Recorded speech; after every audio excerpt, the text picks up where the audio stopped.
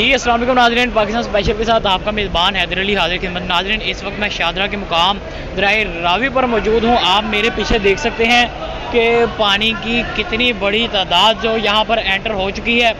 और सियालकोट के हवाले से भी आपने ख़बर जानी होगी, खानेवाल की तरफ से भी आपने ख़बर जानी होगी कि वहाँ किस तरह ये पानी तबाही मचाता हुआ अब ये शादरा के हवाले से भी ये कहा जा रहा है कि कुछ ही घंटों में वो पानी यहाँ का रुख करेगा।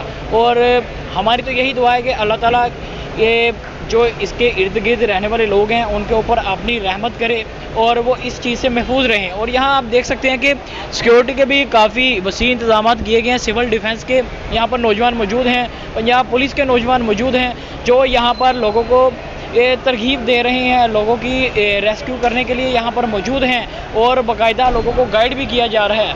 और इसी लम्हा वाल हम आप तक हम ये खबर पहुँचाते रहेंगे। और आप ये देख भी सकते हैं पानी कितनी तेज़ी के साथ यहाँ पर मौजूद है।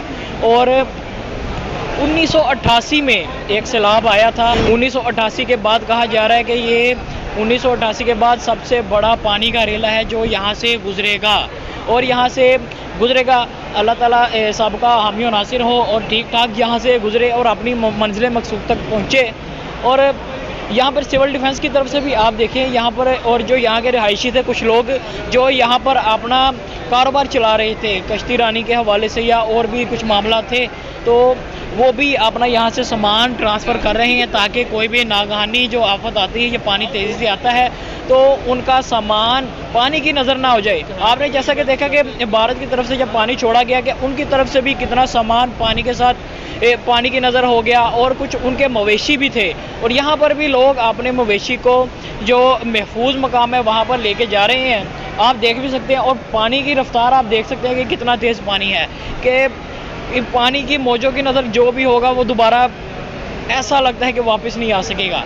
तो हमारी दुआएं हैं और आप भी जो लोग देख रहे हैं, जो लोग घरों में मौजूद हैं, उनसे यही रिक्वेस्ट है कि लोगों के लिए दुआ करें और इस पानी के लिए दुआ करें कि ये किसी के लिए बाइस नुकसान ना हो। इसी के साथ मुझे मेरी टीम को दीजिए इजाज़त। अल्लाह हाफ़िज़।